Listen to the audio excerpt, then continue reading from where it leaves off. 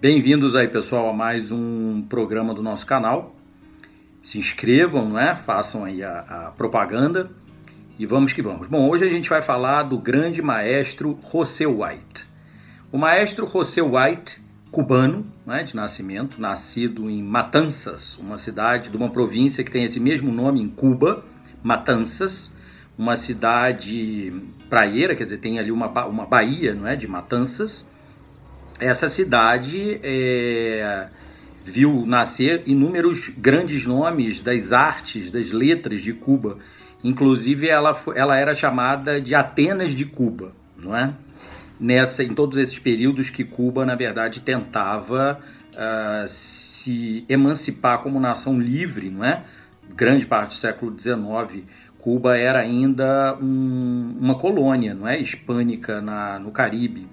E de fato tentou, e o José White fazia parte desse movimento nacionalista, mesmo que ele fosse um cidadão, acabou tendo sido um cidadão do mundo, não é? E não pôde, acompanhou sempre as lutas emancipacionistas cubanas, mas não pôde estar em todos os momentos, até porque quando ele era muito novo, professores dele foram envolvidos numa chamada conspiração e os agentes do exército espanhol em Cuba fuzilaram esses artistas intelectuais, e isso, claro, era muito chocante, né?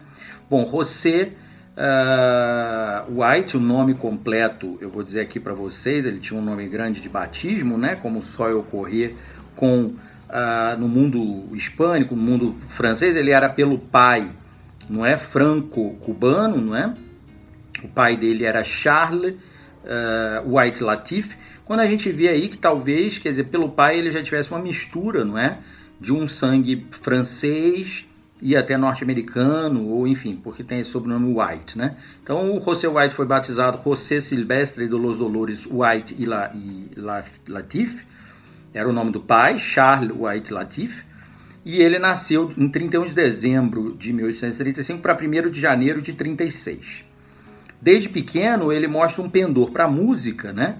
E o pai, então, investe nisso. O pai pensa que ele será, e de fato ele será, um grande músico. E então ele parece que já manejava, né, o violino, piano, essas coisas, ele já manejava com coisa de 8 anos de idade. Com 15 anos de idade, ele compôs uma missa já, não é, como um dos seus primeiros trabalhos, e, portanto, era um menino prodigioso, não é? Claro que eles não eram ricos ao ponto de que o pai pudesse mandá-lo. O pai não era fazendeiro, o pai era um comerciante, né? E casou-se com uma escravizada cubana, Dona Maria Escolástica, White Lafitte, que é, na verdade, não sei a origem dela etnicamente falando, né? Ela era negra e escravizada, liberta, ela era uma liberta cubana e, portanto, José White era negro, não é? Naturalmente. Quer dizer, mestiço, não é? De duas ascendências, evidentemente, mas do ponto de vista social era uma pessoa negra.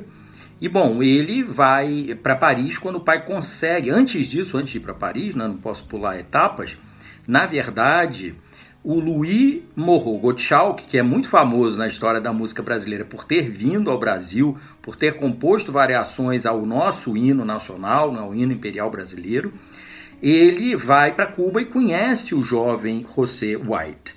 E, portanto, se dá um encontro de almas onde o maestro Louis Gottschalk reconhece o brilhantismo daquele jovem. Com isso, as pessoas em Cuba, não é, passam a incentivar o pai e a família, White Lafitte, a mandar o menino estudar em Paris. E aí ele recolhe doações, não é, e consegue fazer isso. E em 1856, se eu não me engano, não é, o José White vai fazer o seu tour francês, vai fazer a sua imersão absoluta nos estudos musicais no Conservatório de Paris. E aí, pessoal, é uma coisa fantástica, porque Rossini conhece e é professor do José White, Gounod, não é? Sansaens, todos esses homens que na sua época já eram considerados brilhantes músicos, brilhantes musicistas, eles vão, na verdade, reconhecer o talento do jovem Russell White e vão incentivá-lo a continuar os estudos larga e seriamente. Russell White disse que ele manejou 15 ou 16 instrumentos musicais, que vão, evidentemente, do violino, que era o principal, piano também, evidentemente, tocava, e ele vai ser, como a gente vai falar, o professor de piano e de música, de uma maneira geral, de Dona Isabel.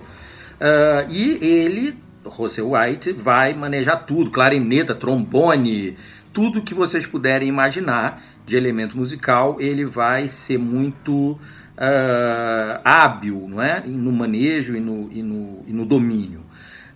Então, ele, na verdade, é considerado um grande aluno, não é? Do conservatório, e depois vai passar a ser um professor, não é? Um professor. Ele volta para Cuba em 58 pela enfermidade do pai, segue tocando com Gottschalk e de 61 a 1874 fica vivendo em Paris. É aí que, a meu ver, Dona Isabel o conhece, porque Dona Isabel e Dom Gastão se casam em 64 e de 65, apesar de ter a Guerra do Paraguai, de ter toda aquela turbulência absurda, Dom Gastão ter participado da guerra no fim dela, mas de fato Dona Isabel e Dom Gastão vão ter idas à Europa, não é? De 1865 em diante, 4 viagens, sendo que a penúltima, vai ter sido imensa. 4 ou 5, agora estou na dúvida, não me lembro o detalhe. Mas sim, viagens longas algumas, né? A última viagem é que foi findada muito rapidamente, porque Dom Pedro II adoeceu, para a terceira regência isabelina. Mas Dona Isabel teve ocasião que viveu quase 3 anos, né, em Paris, né? Que foi justamente quando nasceu o último filho, Dom Antônio. Eram viagens de afastamento, não é? Daquelas turbulências da corte, mas eram também de formação de Dona Isabel como futura imperatriz, não há dúvida disso. É algo que Fátima Argon insiste muito no nosso livro Alegrias e Tristezas, eu também, claro, né, citando todos os biógrafos. Então eu acredito que Dona Isabel tenha conhecido a fama já do maestro Russell White, tenha sido apresentado. Ele se apresentou em diversas cortes europeias, recebeu o grão-colar de Dom Carlos III da rainha Dona Isabel II de Espanha, havia se apresentado na corte de Napoleão III e da imperatriz Eugénie. Então ele já tinha renome, né? E certamente foi apresentado ao casal herdeiro, Dona Isabel e Dom Gastão, Conde de, príncipe francês, né? E o que acontece é que com isso ele vai depois, entre 75 e 77, ter um grande tour, não é? Pelos Estados Unidos, não é? Boston, Nova York, Washington, Filadélfia, e já vai ganhar o reconhecimento de lá, fruto em grande medida da sua parceria imensa com o Louis Moreau Gottschalk, que, como a gente sabe, havia sido um incentivador da independência cubana, muito interessante. Bom, em 77 é que ele então vai chegar ao Brasil, né? E aí isso vai coincidir evidentemente com a segunda regência isabelina. E aí o que vai acontecer é que ele se instala, né? E aí é muito reconhecido, e Dona Isabel então vai colocá-lo como diretor do Conservatório do Rio de Janeiro. A corte isabelina, não é? Essa corte que existia no Paço Isabel, não é?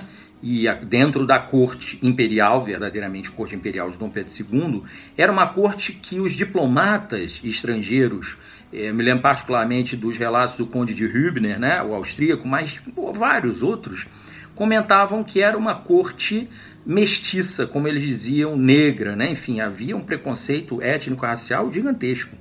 E as maledicências da corte do Rio de Janeiro em relação à aceitação e ao que eles chamavam de aspecto democrático dessa corte isabelina no Paço Isabel em Laranjeiras, evidentemente tinham a ver com a cor da pele das pessoas que frequentavam. Não obstante as famílias nobres brasileiras, isso aí a gente pode falar largamente em outras ocasiões, serem quase todas elas mestiças, bastante claramente, inclusive ao ponto do Conde de Gobineau, que era completamente amalucado, dizer, não é, nas suas cartas para a irmã, que Dona Teresa Cristina tinha 3 damas e cada uma tinha uma cor, ele chega a dizer que uma era violeta, porque com isso ele está querendo dizer, é tudo uma gente mestiça, uma gente estragada que vai dar errado, esse país dá tudo errado. É assim que ele se referia, o Conde de Gobineau. O dito Conde de Gobineau, porque me parece que o título nobiliárquico do Conde de Gobineau não é verdadeiro. Mas, então, de fato, as maledicências em relação à corte isabelina sempre existiram, tanto que foi inventado que André Rebouças teria sido recusado por uma sinhazinha para uma contradança e Dom Gastão teria colocado Dona Isabel para dançar com ele. Isso é uma invenção que o André Rebouças já combate no seu tempo de vida dos jornais que já existiam, jornais sensacionalistas, né? Os jornais de pastiche, não é? E é uma coisa que ele combate já naquele momento, né? Ele estava sendo chantageado por um jornalista e ele então escreve isso. Bom, isso também pode ficar para uma outra ocasião quando a gente falar mais do grande André Rebouças. O que se passa é que então o maestro José White vai ser o maestro dessa corte isabelina, o diretor do Imperial Conservatório do Rio de Janeiro, e vai atuar como professor de Dona Isabel. Efetivamente, ela já era casada, já tinha tido a formação, a educação formal até 1864, mas ela nunca deixou de estudar nada, sobretudo ela não deixava de estudar música, porque Dona Isabel amava música, não é? No futuro, no exílio, vai-se dizer que um crítico da obra de Marcel Proust teria dito que ele, Proust, né, teria falado que Dona Isabel era uma alteza particularmente afeiçoada à música. Então, Dona Isabel vai ser conhecida, não é, no mundo artístico como uma grande incentivadora das artes e da música, porque ela tinha uma alma artística, ela pintava, ela de fato aprendera música, ela amava música, não é? E é muito interessante, a gente vai poder falar numa outra ocasião, da conexão entre Carlos Gomes e Dona Isabel, que era maior do que a conexão entre Carlos Gomes e Dom Pedro II. Mas, de fato, então, voltando ao maestro José White Laffitte, nós temos o fato de que, em 1889, dá-se a República. No documento Memória para Meus Filhos, de autoria da própria Dona Isabel, no calor da hora, 1889, 1890, não é? A bordo do navio Alagoas, que os levava para o exílio, Dona Isabel fala que ele estava ali entre os que chegaram, não é? Apavorados com a dita proclamação da República, e que eles, então, esses vários membros da corte isabelina e da corte petrosecundina, né? Da corte imperial, vão ao casal herdeiro, não é? Propor que se reaja a tudo aquilo. Ela cita nominalmente White, cita evidentemente André Rebouças, que, como a gente sabe, vai com eles para o exílio, mas inúmeros outros. Ela cita Ismael Galvão, que é um Ismael Falcão, que ela confunde com o sobrenome Galvão, por isso eu também confundi aqui agora, que é um alferes honorário do Exército, abolicionista, extremamente desconhecido e sobre quem eu ainda gostaria de falar muito mais, uma personagem muito interessante, que está ali na hora da República, evidentemente, se contrapondo firmemente a isso, mas que tudo é desarticulado e não se pode reagir. Bom, para caminhar para o fim, porque os nossos vídeos, enfim, a gente quer que tenha 15, 16 minutos no máximo, o maestro então segue para o exílio com a família imperial, tempos depois, é tempo de arrumar as coisas, mas o que é muito interessante é que em 1890, 1891, Dona Isabel fica tentando colocá-lo numa corte europeia, porque a família imperial banida do Brasil não é rica e não pode manter uma corte imperial em Paris ou no interior, Versailles, com dinheiro que não possuía. Eles eram endividados, não é? Os Bragança do Brasil eram endividados, até com o próprio Banco do Brasil. Então, Dona Isabel escreve para a rainha Dona Amélia, sua sobrinha, em Portugal, pedindo que arrume uma posição para o maestro José White. Ele chega aí, etc., mas não se consegue muita coisa. Mas o que é mais rico e interessante é que ele vai para o Reino Unido, não é? E se apresenta em uma casa de veraneio da Rainha Victória, em Osborne. Ele se apresenta na corte e a Rainha Victória, vocês sabem, ela era tia, né? Prima tia de Dom Gastão, então tratava Dom Gastão e Dona Isabel como sobrinhos queridos. E aí a Rainha Victória escreve para Dona Isabel dizendo como que ficou feliz com a apresentação do maestro José White, Monsieur White, né? E que fica muito feliz de apresentá-lo como professor da sobrinha dela, Dona Isabel do Brasil, não é? E então são tentadas formas do maestro Russell White ser encaixado numa corte que não, com certeza não lograram êxito. E aí ele volta e se instala em Paris, não é? Depois, Dona Isabel e Dom Gastão vão ter uma vida bem mais folgada quando o Duque de Nemours morrer, e aí eles vão ter dinheiro, não é? E vão poder manter a sua corte em Boulogne-sur-Seine, que é um subúrbio de Paris, com palacete, não é? E o Castelo de Eu, na Normandia. E com isso, o maestro Russell White é inseparável de Dona Isabel em todo esse exílio, tanto que a neta dela, a Condessa de Paris, princesa de Orleans e Bragança, e que seria de jure a rainha da França, diz claramente que ela se lembrava sempre do professor maestro White com Dona Isabel todo o tempo. Eu digo em Alegria e Tristeza, na cronologia isabelina isabelista, que o maestro Russell White foi uma espécie de Hofkapellmeister, né, que é o chefe musical de uma corte, né, a expressão alemã, da corte isabelina no exílio, porque era a personalidade mais proeminente. Então, de fato, é alguém que Dona Isabel vai acompanhar até o fim. Ele vai morrer em 1918, em Paris, né? E ele está enterrado lá. Ele é considerado um herói da música cubana, não é? Ele é autor de La Belle Cubana, o que as pessoas também chamam às vezes de La Hermosa Cubana, que a gente vai deixar aqui indicado para vocês conhecerem no YouTube, e de uma outra música que os cubanos dão valor, que é Juventude. Então, o maestro Russell White é conhecido na sociedade cubana como um seu herói musical, digamos assim, mas infelizmente ele é desconhecido no Brasil, onde ele trabalhou por muitos anos, e no exílio de Dona Isabel, onde ele trabalhou por muitos anos. Então, ele é um cubano, não é, negro, que foi, como eu disse, um Hofkapellmeister de Dona Isabel na sua corte em exílio, não é?